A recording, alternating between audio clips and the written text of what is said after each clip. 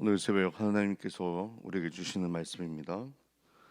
에베소서 4장 17절에서 32절까지 말씀입니다.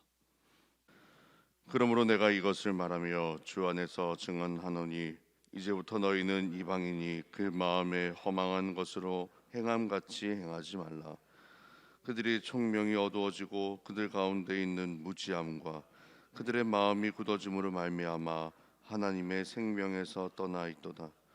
그들이 감각 없는 자가 되어 자신을 방탕에 방임하여 모든 더러운 것을 욕심으로 행하되 오직 너희는 그리스도를 그같이 배우지 아니하였느니라. 진리가 예수 안에 있는 것 같이 너희가 참으로 그에게서 듣고 또한 그 안에서 가르침을 받았을진데 너희는 유혹의 욕심을 따라 썩어져가는 구습을 따르는 옛 사람을 벗어버리고 오직 너희의 심령이 새롭게 되어 하나님을 따라 의와 진리의 거룩함으로 지으심을 받은 새 사람을 입으라. 그런즉 거짓을 버리고 각각 그 이웃과 더불어 참된 것을 말하라. 이는 우리가 서로 지체가 됨이라. 분을 내어도 죄를 짓지 말며 해가 지도록 분을 품지 말고 마귀에게 틈을 주지 말라. 도둑질하는 자는 다시 도둑질하지 말고 돌이켜 가난한 자에게 구제할 수 있도록 자기 손으로 수고하여 선한 일을 하라. 무릇 더러운 말은 너희 입 밖에도 내지 말고 오직 덕을 세우는 데 소용되는 대로 선한 말을 하여 듣는 자들에게 은혜를 끼치게 하라. 하나님의 성령을 근심하게 하지 말라. 그 안에서 너희가 구원의 날까지 인치심을 받았느니라. 너희는 모든 악독과 노함과 분냄과 떠드는 것과 비방하는 것을 모든 악의와 함께 버리고 서로 친절하게 하며 불쌍히 여기며 서로 용서하기를 하나님이 그리스도 안에서 너희를 용서하심과 같이 하라. 아멘. 오늘은 거룩과 성령의 관계에 대한 이해를 통해서 사도 바울의 가르침, 교훈을 우리가 좀 더 자세하게 좀 살펴보도록 하겠습니다. 여기 보면 거짓말하는 것, 분내는 것, 그리고 허망한 생각을 갖는 것, 이웃을 비방하는 것, 이런 것을 금하고 그다음에 믿는 사람으로서 우리가 해야 할 도리들에 대해서 교훈하고 있는 바울의 권면을 듣게 됩니다. 이게 누구한테 하는 것이냐면 성도들에게 하는 것이죠. 그러니까 우리 안에 이런 것들이 있습니다. 여기 보면 마귀에게 틈을 주지 말라 이런 생각, 이런 말도 하지 않습니까? 이게 밤새도록 우리가 분을 품없는 것, 화를 다스리지 않는 것, 우리 감정의 문제지 않습니까? 그런데 이것을 방치하는 거니까 이게 바로 마귀에게 틈을 주는 것이다, 이렇게 말하고 있습니다. 그러니까 믿는 우리가 이런 믿지 않는 사람들이 일반적으로 나타나는 특징적인 것을 가지고 있어요. 그런데 바울은 믿는 사람으로서 우리가 보이는 또 다른 모습이 있다고 대비시키고 있습니다. 그래서 오늘 여러분들이 읽은 말씀 보면 22절부터 24절까지 나와 있는 게 이런 표현으로 아주 명확하게 바울이 구분하고 있어요. 옛사람과 새사람. 옛날 오래된 구습을 쫓아 살던 옛사람을 버리고 새사람을 입으라. 옛사람이 있고 우리 안에 새사람, 새로운 사람이 있습니다. 옛사람이라면 죄 가운데 있었던 분을 내고 그걸 참지 못해 하고 남을 비방하고 거짓하고 내 이익에 욕심에 눈멀어 있던 내 옛사람이 있고, 지금 내 삶은 지금 나를 두고 하는 겁니다. 그리고 내 안에 새 사람의 모습이 있다는 거예요. 그리스도 안에서 거룩하게 지음을 받은 새 사람이 있다라고 말합니다. 그러면 옛 사람과 새 사람 사이를 구별하게 하는 것, 여기 달라지게 하는 것이 뭐냐면 바로 거룩입니다. 거룩. 그래서 거룩이라고 하는 말은 단어가 가지고 있는 의미로 구별하다라는 거예요. 내가 이렇게 살 수도 있고 이런 마음을 가지고 있을 수도 있고 옛사람의 모습으로요. 아니면 새 사람의 모습으로 여기 나중에 우리 25절부터 권면하는 것처럼 그렇죠. 이것을 버리고 이것을 취하고 이렇게 하지 말고 이렇게 하라라고 권면 대비시키는 것처럼 그렇게 할 수 있습니다. 원수된 마음을 가지고 살아갈 수도 있고 원수를 용서할 수 있는 것도 내 안에 있습니다. 이것을 구별하는 것이 바로 거룩입니다.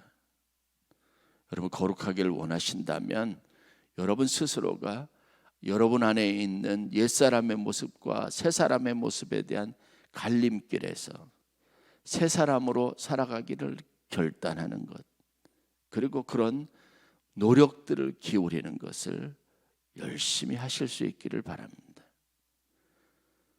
그러면 옛사람과 새사람 사이에 이 거룩의 능력을 행하도록 하시는 게 누구냐면 바로 성령님의 역사하심입니다. 성령님에 대해서 이해할 때 우리가 앞에서 읽었던 17절부터 21절에 있는 말씀을 보면 귀를 기울일 수 있는 표현이 있습니다. 이방인과 하나님의 택함을 받은 하나님의 백성 사이의 차이, 결정적인 차이가 뭐냐면 그 마음의 총명이 어두워지고 성령의 역사하심이 없고 그들의 마음이 굳어지고 화석화되어져서 하나님이 그 안에서 일하실 수 없는 겁니다. 하나님의 말씀이 우리 안에 들어와서 생명의 생기를 불어넣을 수 있는 사람들이 바로 성령의 능력 가운데 행하는 사람들입니다. 제가 설교를 준비하면서 엘리야를 생각을 했습니다. 엘리야를 여러분 머릿속에 떠올리면 갈멜산에서 바알 신을 섬기는 400명, 아세라 신을 섬기는 450명, 850명의 그런 점쟁이 같이 이방 신을 섬기고 우상을 섬기는 사람들과 1대 850의 영적 싸움을 했던 사람입니다. 성지순례를 하신 분은 이 갈멜산 올라가 보셨을 거예요. 거기에서 바라본 게 뭐죠? 거기에서 구름을 떠오르는 저 지중해로부터 떠오르는 구름을 상상해 보기도 하고 뒤를 돌아다 보면 그 이스라엘 평야라고 해서 넓은 평야가 있는 곳입니다. 갈릴리 산지와 이스라엘의 산지와 평야지대 갈릴리 호수를 북으로 한 풍성한 농사들이 이루어진 지대를 경계하는 곳에 있는 곳이 갈멜산입니다. 그 당시 북이스라엘의 가장 중요한 핵심적인 전략적 요충지 같은 곳이죠. 그곳에서 위대한 싸움과 승리를 선언했던 그 지역에 권세를 가진 선지자였는데 갑자기 도망자가 되지 않습니까? 그래서 이 엘리야가 도망친 곳이 어디냐면 브엘세바입니다. 브엘세바는 당시 가나안 땅에서 북이스라엘 땅도 아니고 남유다의 그것도 맨 밑에 남쪽 최남단 국경지대에 있는 도시 이름입니다. 그러니까 북이스라엘에서 아합 왕과 이세벨이 자기를 죽인다고 하니까 도망을 치는데 남의 땅으로 간 거예요. 남쪽 유다 땅으로 가면 거기에서는 안전하겠다 이런 마음을 먹은 거죠. 그 지역에서 안전을 담보하기를 원했던 겁니다. 거기까지 내려가가지고 그러니까 아주 굉장히 먼 거리를 말하는 겁니다. 거기까지 정신없이 도망을 간 거예요. 아니 1대 850명 혼자서 850명을 상대할 만큼 그것도 모든 지도자들이 섬기는 가장 위대한 왕의 옆에서 그의 모든 정치와 그에게 모든 판단을 다 할 수 있는 핵심적인 세력들이 이 사람들과 대적할 수 있는 용기가 있던 사람이 어느 날 갑자기 그렇게 저 국경 밑으로 도망가는 비겁한 사람이 될 수 있다는 게 놀랍지 않습니까? 나중에 이야기 전개 방식을 보면 무엇이 없기 때문에요? 하나님이 그 안에 없으니까요. 하나님의 성령이 그에게 기름 부은 바 됨이 없으니까요. 그러니까 한 개인인데 엘리야는 세상에서 가장 위대하고 능력 있는 사람으로 살아갈 때도 있고, 한 인간인데 가장 보통 평균 인간보다 못할 때도 있다는 거예요. 성경에 멋있는 장면이 바로 그 다음에 이어지죠. 브엘세바에 있다 거기서도 잊지 못하고 결국은 유다 광야 그 척박한 땅으로 또 도망갑니다. 거기도 안전하다고 여기지 않아서 더 간 거예요. 사람들이 없는, 아무도 없는, 쉽게 찾을 수 없는 곳으로 도망갔는데 거기에서 머물다가 여러분 하나님의 사자를 만나서 하나님이 그에게 공급해 주시는 것으로 먹고 휴식을 취하고 다시 회복된 거죠.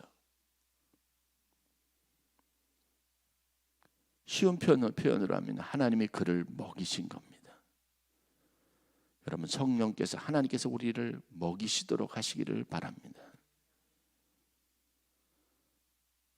허탄한 데 마음을 품고요, 총명이 흐려지고 마음이 굳어지면요, 여기 하나님의 은혜가 들어올 수 있는 자리가 없어지면 우리도 역시 옛사람에 사로잡혀서 사는 어리석은 인생입니다.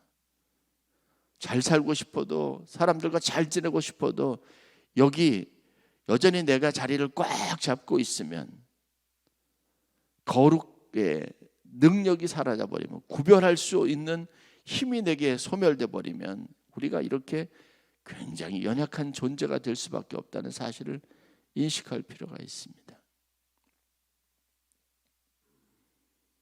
하나님이 여러분 가운데 일하실 수 있도록 여러분 굳어진 마음을 부드럽게 하시기를 바랍니다.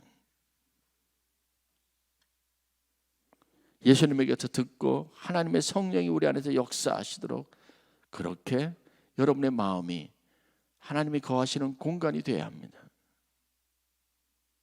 그래서 우리 속사람을 강건케 하라고 하는 사도 바울의 이 강력한 메시지를 잘 귀 기울여 들으시기를 바랍니다.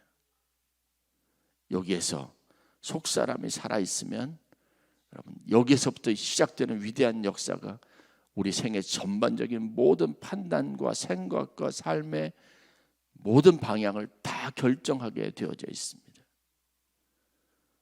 우리의 마음과 생각을 성령께서 주관하게 하시기 바랍니다. 그러면 우리가 구습을 쫓아 살던 옛사람을 벗어버리고 새 사람을 입었고 살아갈 수 있습니다. 그 새 사람의 특징이 뭐냐면 하나님을 따라 의와 진리의 거룩함으로 지으심을 받은 존재다. 하나님을 따라서 그분의 의로움과 그분의 말씀과 그분의 생명력으로 지으심을 받은 존재가 되는 거예요. 나 자신이 그렇습니다. 성령으로 거룩의 능력을 회복하시는 여러분 되시기를 주의 이름으로 간절히 축원합니다. 여러분의 삶에서 옛사람과 새사람을 구별할 수 있는 이 힘이 있어야 합니다. 그것을 깨닫고 그 구분선에서 우리가 새로운 사람으로 살아갈 수 있게 하는 힘이 성령으로부터 오신다는 것을 알아야 합니다. 그래서 오늘 성경 말씀 30절에 보면 바울이 가장 중요한 표현을 사용해서 이 에베소 교인들을 권면하고 있습니다. 하나님의 성령을 근심하게 하지 말라. 성령의 근심을 더하는 이유가 뭔지 아십니까? 여러분이 하나님의 음성 듣기를 거부하고 하나님과 예배하는 것을 게을리하고 기도 생활을 게을리하는 것에 있습니다. 말씀의 공급을 받아야죠.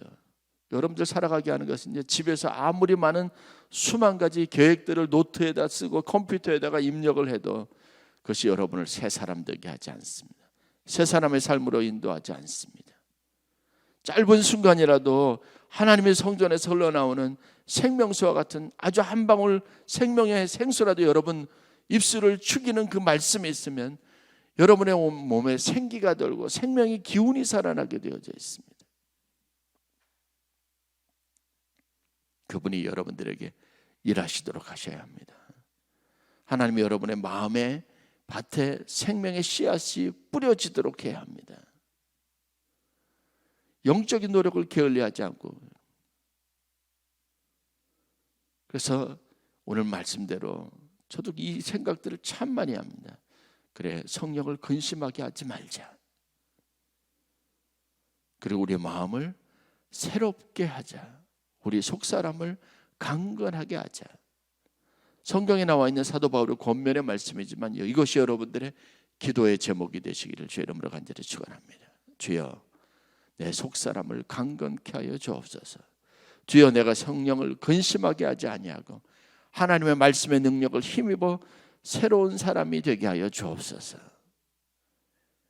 그것이 우리를 살게 하는 힘이고요, 우리로 그리스도인으로 살아가게 하는 능력이 되는 겁니다.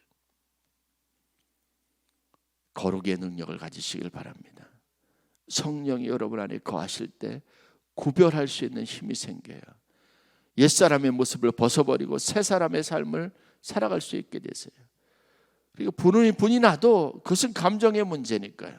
그러나 이 분을 삭히고 분을 다스릴 수 있는 권세가 새 사람을 입은 나에게는 있습니다.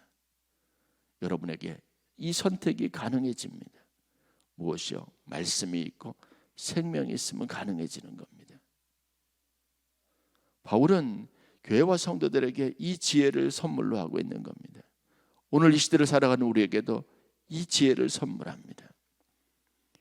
옛사람과 새사람을 구별할 수 있는 거룩의 능력을 성령을 통해서 공급받고 우리의 속사람이 강건해져서 여러분 하나님의 영광을 위해서 살아가는 귀한 성도들이 되시기를 주의 이름으로 간절히 축원합니다. 그러기 위해서 우리에게 필요한 것은 말씀을 듣고 예배하고 기도하는 영적인 삶입니다. 이것이 우리를 살게 하고 우리를 근심에서 벗어나게 하고 우리에게 소망으로 살아갈 수 있는 내일의 문을 열어주고 모든 슬픔과 괴로움이 우리의 찬송이 되고 감사가 되게 하는 유일한 하나님이 주신 영적인 축복의 통로라는 것을 마음에 깊이 새기고 이 능력을 회복하는 고난주간이 되실 수 있기를 간절히 축원합니다.